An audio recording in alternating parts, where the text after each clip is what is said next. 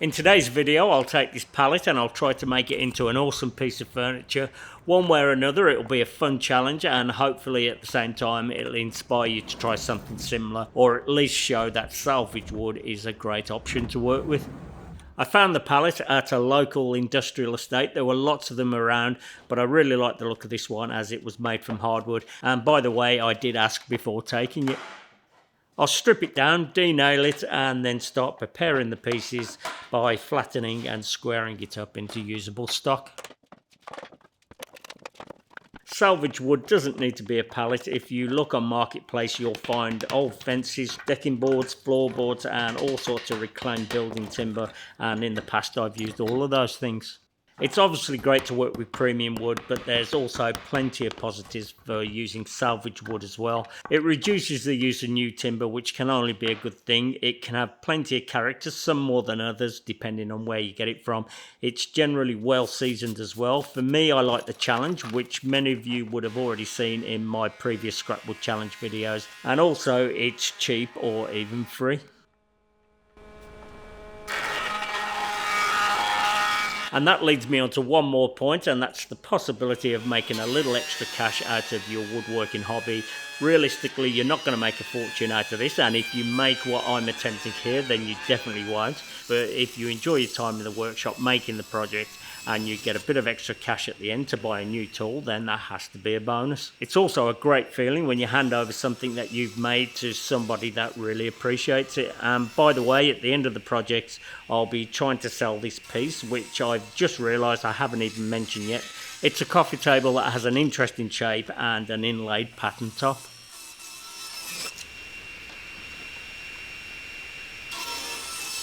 Because the table is triangular, I've got 3 pieces for the legs, 3 for the sides, and a couple of pieces to make tiles for a pattern top. And all of these other pieces are left over, so I'm not even using a whole pallet. I'll start by making blanks, then cut those into tiles, which will then be formed into a pattern and make the tabletop pretty unique.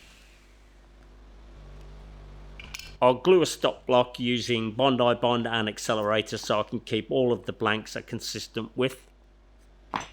The whole pattern will be made from just one shape, but it should look really effective.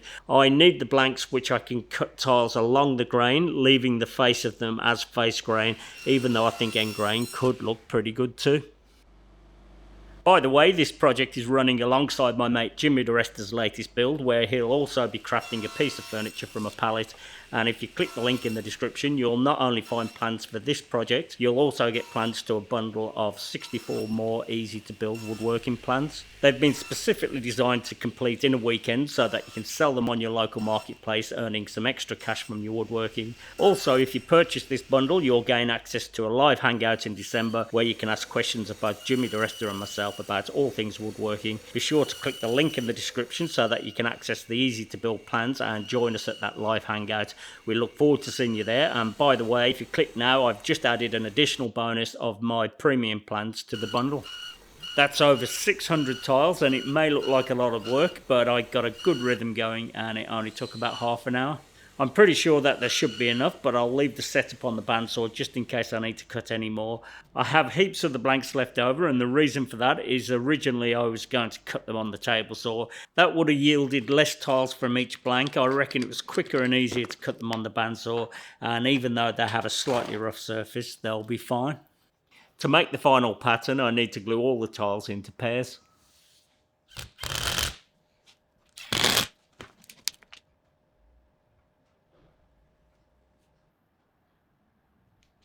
I did think about gluing the blanks together first before slicing them into tiles. That would have been quicker, but I was happy enough to do them like this.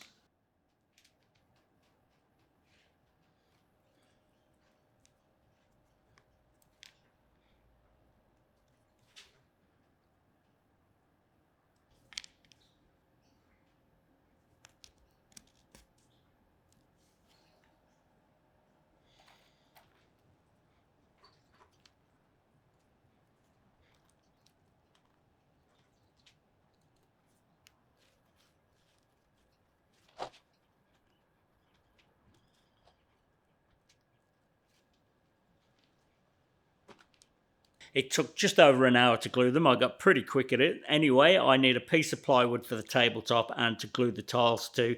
It's not hard to find free plywood or other construction boards if you do a search. I've also picked up boards from cabinet makers in the past where they're glad to get rid of anything old that they'll never use. I could use this very nice piece of marine ply, but I'll keep with the theme of reclaimed materials and I'll use this old piece of plywood instead. I had a fair few of these, which I can't remember where I got them from. There's only a couple left now, and even though I need to remove this vinyl and glue, it's actually top quality plywood. If you can only find thin plywood, then it's easy enough to glue them together into something thicker. And I should have mentioned earlier, with the solid wood, you can do that too. That's how I've made plenty of my scrap wood challenge projects, just by gluing small pieces of wood together. I'm just showing the glue and how I'll remove it, but I'll do that later on when I've cut the final shape panel. I'll give the other side a quick sand though, and then start laying down the tiles. To keep the first row of tiles straight, I'll nail a strip of plywood for a guide.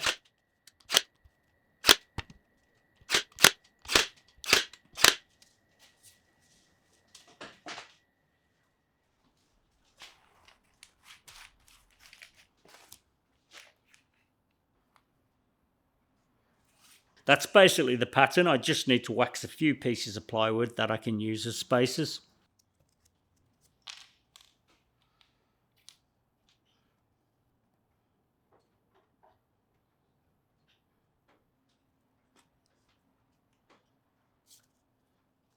The first ones I'll just hold down for a few seconds, which if you're careful they'll stay in position, but as I move a little further I'll start to put some weights on it. I know this wouldn't be everybody's idea of fun, but I love this type of task and I've really been looking forward to it.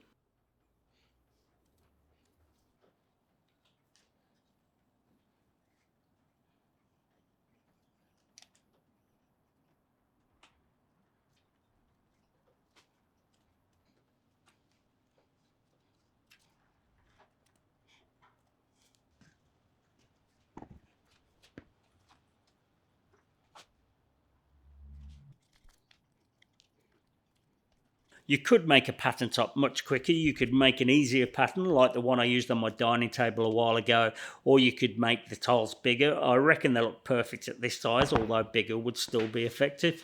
Even just simple strips could make an interesting pattern. You could go in from each side of the triangle with each strip getting thinner as it goes towards the centre. There's so many possibilities and some of them really wouldn't take that long if you don't have the patience to do something like the one I'm doing here.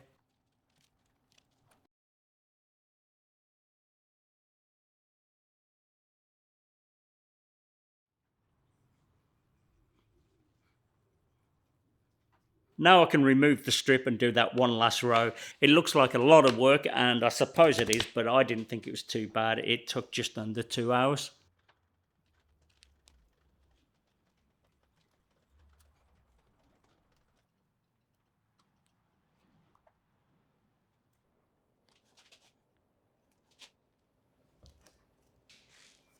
I reckon that's looking awesome. Next I'll trim the edges, and by the way, I'll be filling the gaps with black epoxy.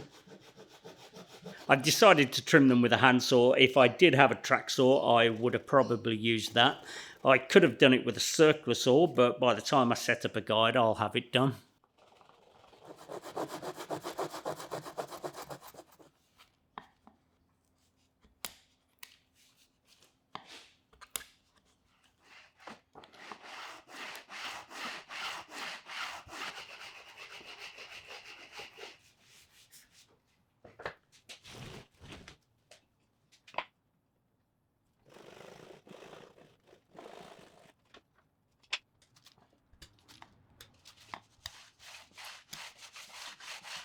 That really does look good. Now I can start working on the sides and I'll begin with marking out the first joint.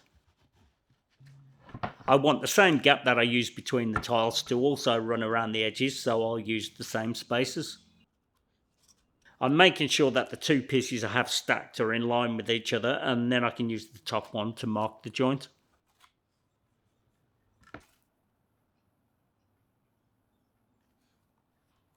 This cut could be made on the table saw using a mitre gauge set at 60 degrees. You would need to clamp the workpiece though if you use this method. I'm just showing it here on the end of one of the other boards because I'm going to use a different method. The reason for that is the three corners of the triangular pattern are all slightly different, not enough that you'd notice though.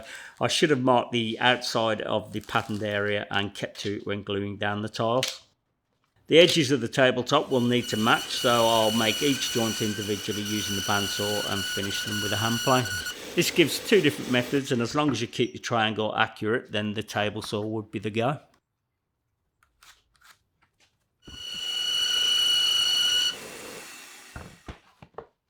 I'll clamp both sides together, making sure that they're lined up and the edges are flush, then I'll finish the joints with a hand plane.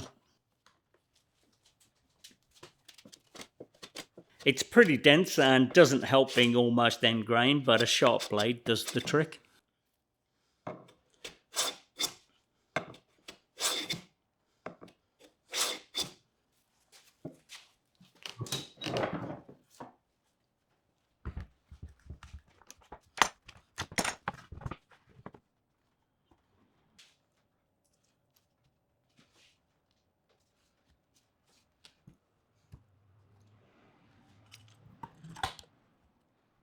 I've put a couple of weights on to hold the pieces in position while I mark out the other joints.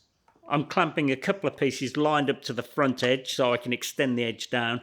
I can then use that to push up against the spacers and into the correct position.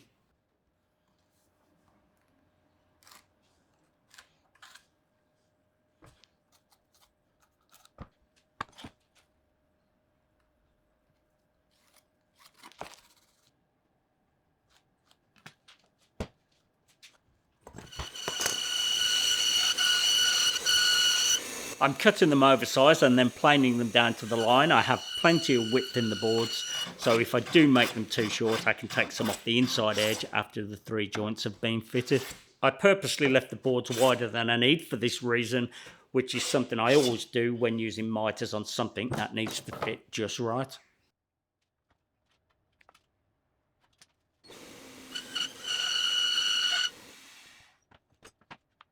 I'm planing the last piece, so I then do a test, then plane it some more until it fits perfectly. And as I said, it doesn't matter if the inside edge isn't correct, as I can plane it down to fit afterwards.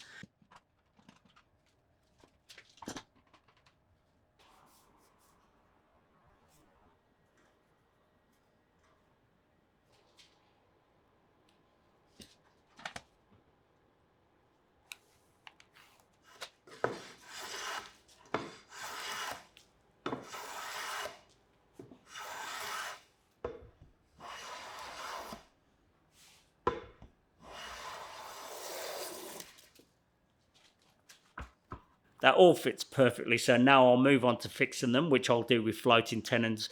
You could also do this with many different methods. I reckon dowels would be the go, and I do keep thinking about getting a decent dowel jig. I'll have to remember to look into it.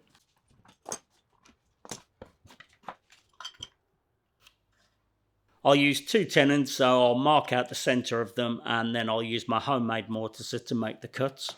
It's an awesome machine which also has perfect dust collection. It's a great little project. If you're interested in making one, you can find the plans on my website. I'll set up a couple of blocks to support the workpiece while I make the cuts.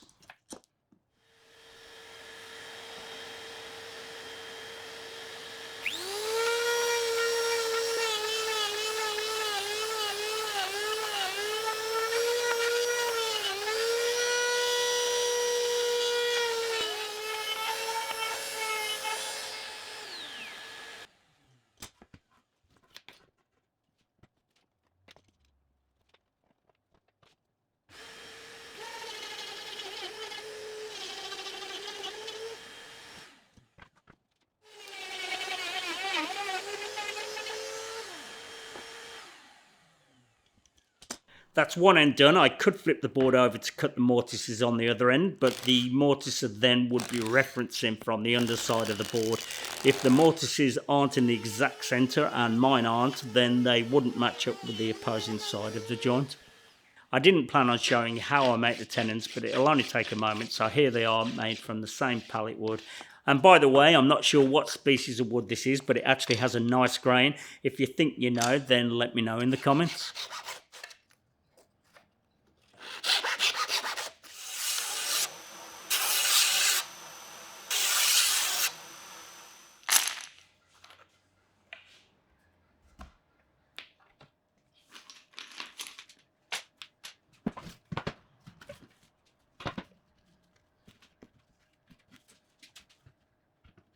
The floating tenons are a touch too thick. I'll sand them down later before I assemble it. Next though, I'll get back to the panel and I'll cut it to final size.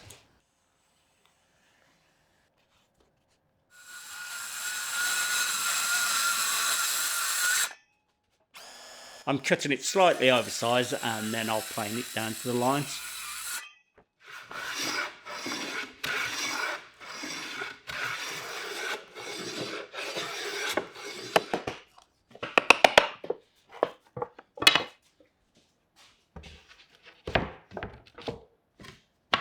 Before I assemble it, I need to cut a rebate in both the plywood and the edge pieces.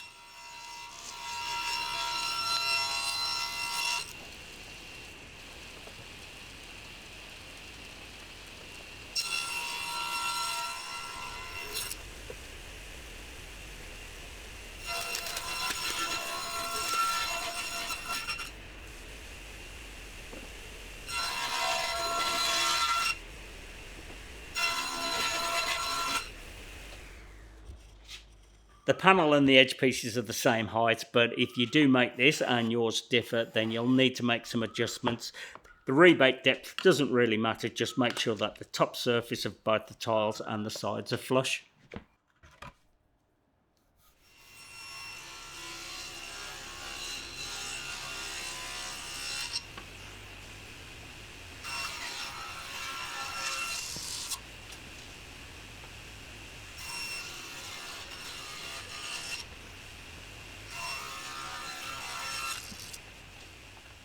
That's just about perfect. Next I'll mark and cut the outside shape. You could just leave it as it is, but adding some curves will make it more stylish and give it a bit of a mid-century modern look. I'm marking the centre on the inside edge of the side pieces and also so far along the ends of the joints, and I'll use those marks to draw a curve.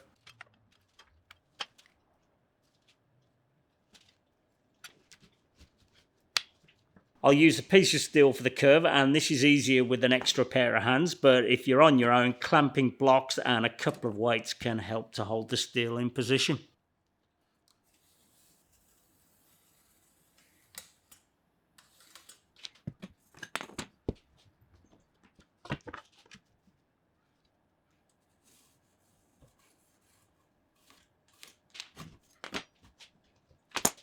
Just to help out when gluing the joints, I'll cut a straight section at the end of the joint.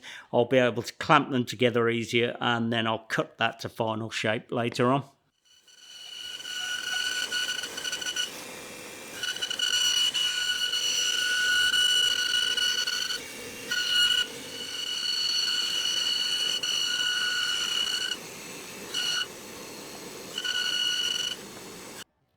I placed the inside tenon a bit close to the panel, so I need to make a small adjustment.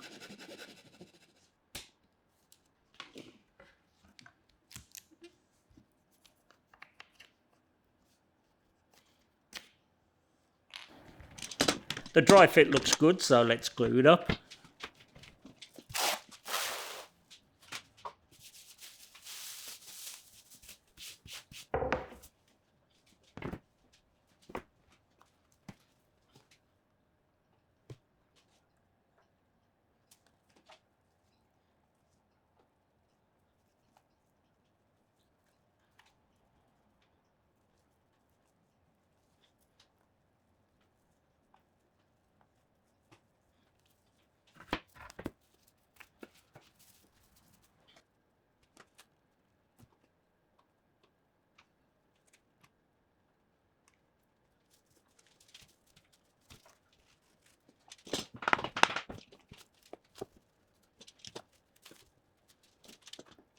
The clamping method worked awesome, and it would have been difficult to clamp them otherwise.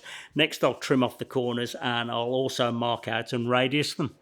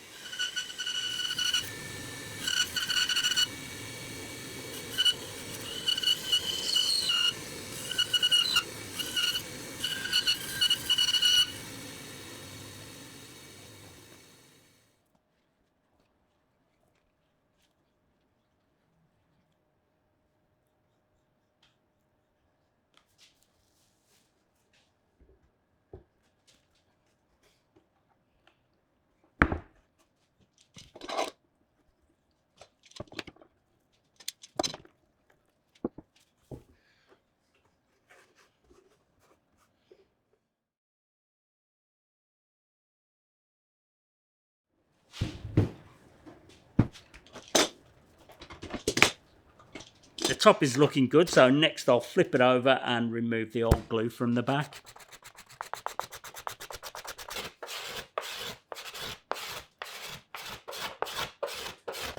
It was pretty tough, so I dug out the holder for the card scraper to make it easier. And I wonder how many of you remember that video. It really does seem like such a long time ago.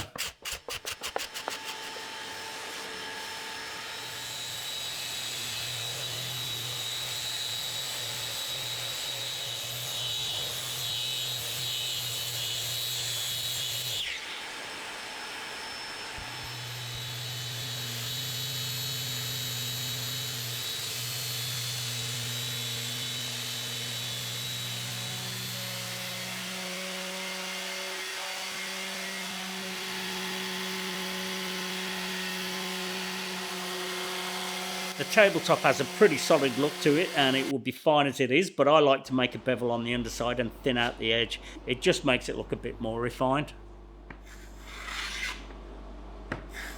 I could have used a handheld power planer, but this is much more fun.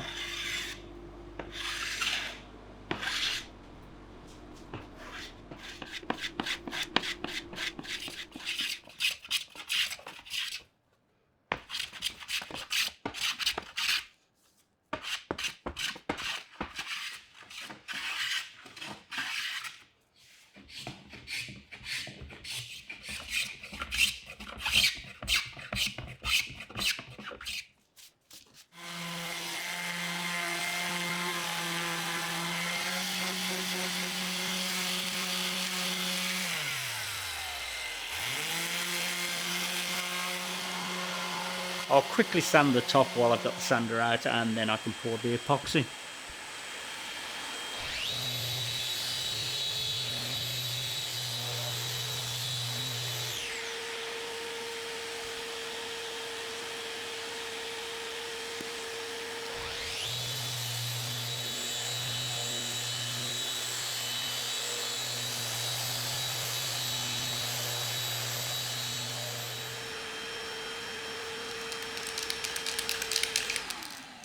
I'll put a couple of coats of clear spray on the tiles to seal them before adding the epoxy. This will prevent any air bubbles and seal the end grain.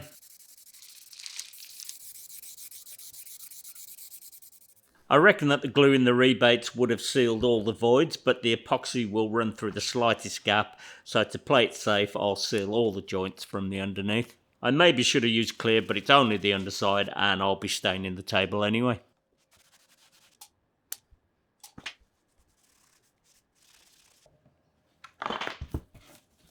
I've had this epoxy for a few years. I'm not sure what the shelf life is, but I'm sure it'll be fine.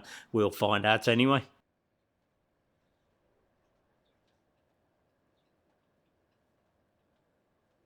After giving it a good stir for a few minutes, I'll stabilise the odd gap in the side pieces, then I'll add some pigment to blacken the epoxy and do the main pour. It doesn't need much epoxy for a pattern like this, it's more of a fill than a pour.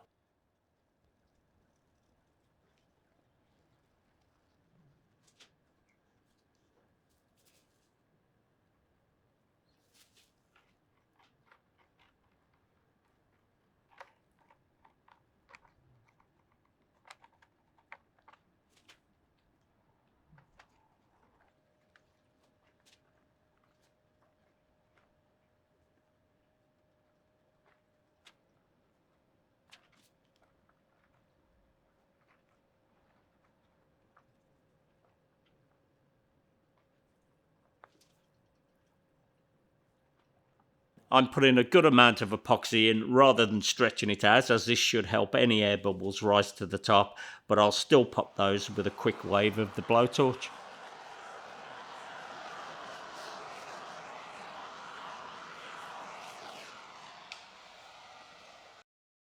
I left it overnight and the epoxy set no problem at all. I didn't have it quite level, but there's plenty of epoxy in there, so it's all good.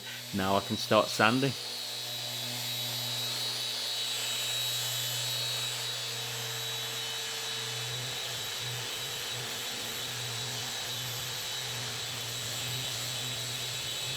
I'm using 80 grit discs, I'm going through a few of them. It's taken a while, but it's looking good.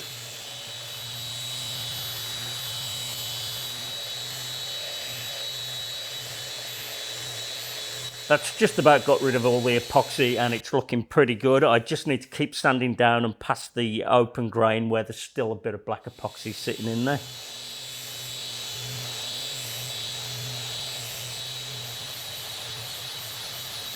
That didn't go so well. I ended up doing a lot more sanding than I planned to, and that was trying to get this black epoxy out of the grain. And what's happened, I think, is the black epoxy has drawn all the way through some of those tiles. I've been trying to sand that out, which obviously I'm never going to do. I've gone a bit thin over here and I can just about see through it, so I think I have ruined it. I may even go ahead and just scrape all this out and restart it again. But before I do that, I'm going to put a bit of stain on and see if that can disguise it and maybe save it. I was always going to stain the outside anyway because of the mismatching colours of wood and try and bring it all together and also try and hide the nail holes. I'm using this water-based stain from Crimson Guitars, which does a great job and it's very easy to use. Where I went wrong was only putting a couple of light coats of clear spray on the tiles to seal them before the epoxy pour. I should have put more coats on, maybe even 5 or 6. Anyway, the stain looks like it's saved the day, and after I've applied it, I use a damp rag over the whole thing to even it out. I'll put more coats on and add some orange to warm it up. You can build up the stain using different colours and each coat adds some more depth. There's even blues and greens, which really could have looked pretty cool too.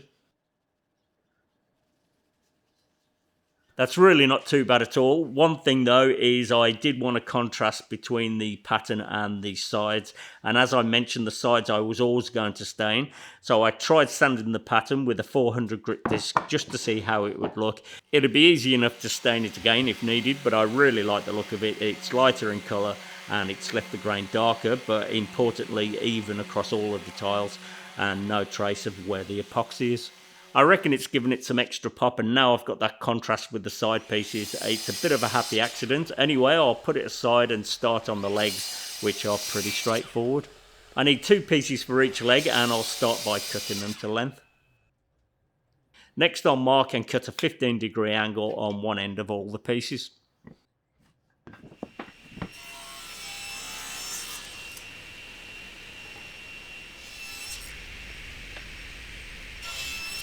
I'll join them again with 2 floating tenons, but dowels would work very well here too. You could even screw them from the outside and plug the holes, and they wouldn't be seen with the overhang of the tabletop.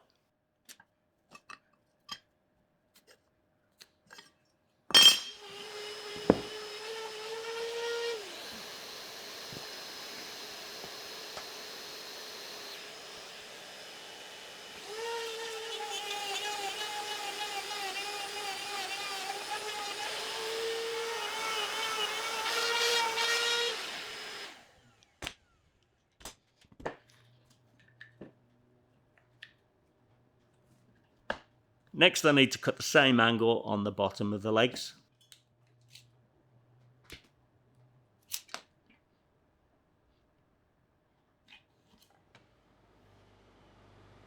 I'm using a stop block to get them all the same length, but as long as they're not crazy different, a 3-legged piece of furniture sits perfectly well even if the legs vary a bit in length.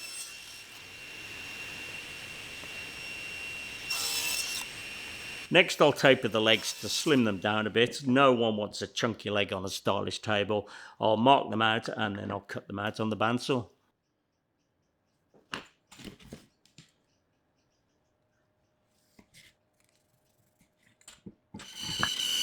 You could do this on the table saw with a tapering jig, but this is quick and easy and I'll take any excuse to use a hand plane.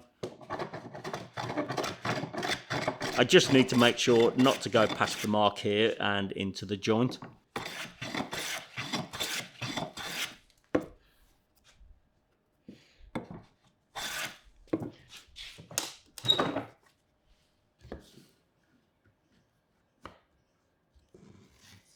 That's almost there, but it'll look much better with the front edge rounded over.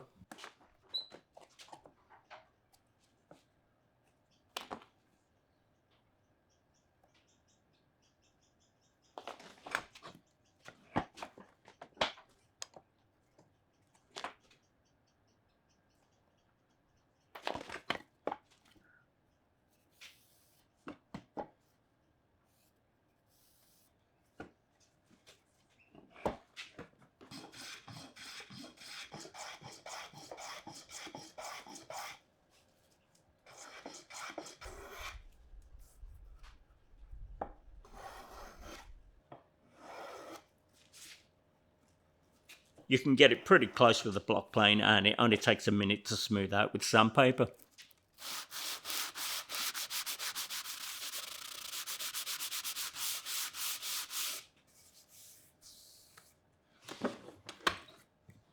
There's one last thing to do, and that's to cut the leg rails to length, but also cut into a joint so they can fit together.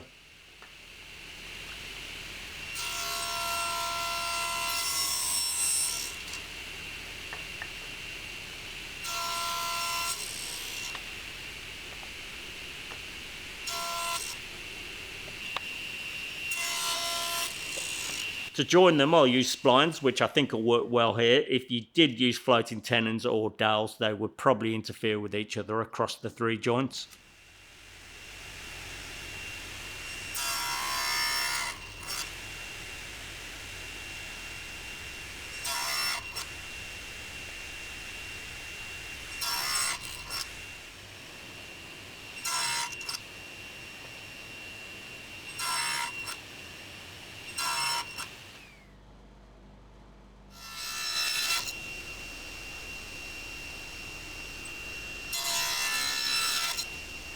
The grain is running across the spline to give it strength. It looks good, so let's glue them together.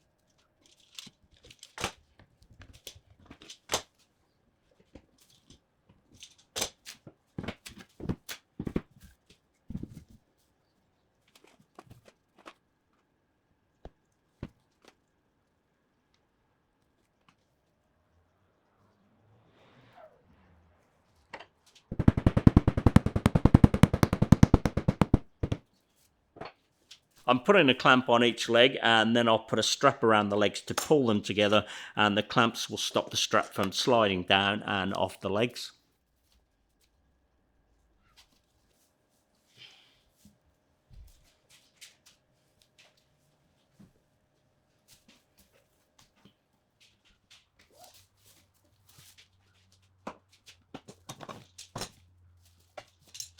I had to take a quick look at it with the top on, and I really like it, so now I can start finishing it.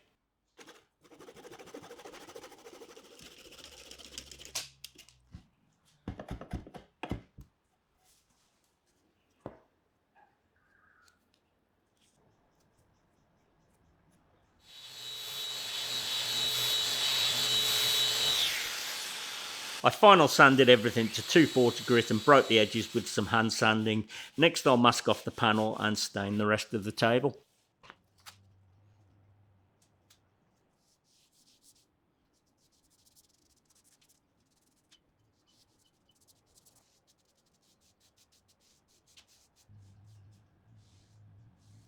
I haven't shown it, but I did put a few coats of stain on. To finish it, I'll use this water-based benchtop clear and apply it with a short nap microfiber roller.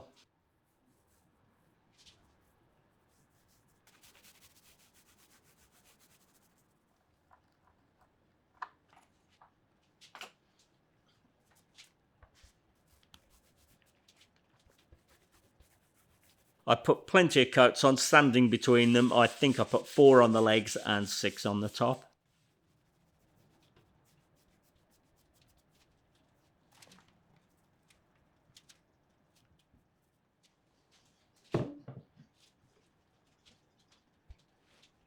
Next I'll attach the top, and I'm just lining it up by eye. If each leg looks correct with the corner, then it must be in the right position.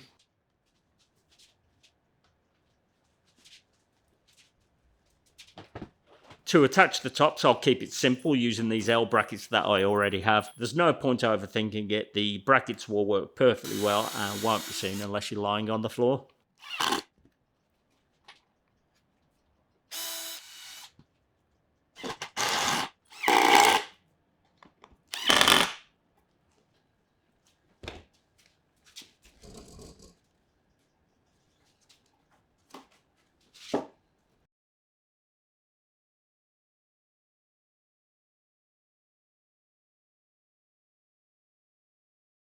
I reckon it looks awesome. There's one last thing left to do though, and that's to try and sell it. We'll do that on Marketplace with Kath's account, so nobody knows that I've made it. Fingers crossed it sells. It did take a couple of days, but we got a buyer who absolutely loved it. He happened to be a former blacksmith, and we ended up chatting for about 45 minutes. He was a great guy, and I'm super glad the table went to somebody who appreciates it. It was a super fun project. I've wanted to try that pattern out on something for a while. Hopefully it's inspired you to get into your own workshop and have a go at making something yourself. Hopefully you enjoyed the video. Thanks for watching, and I'll see you on the next one.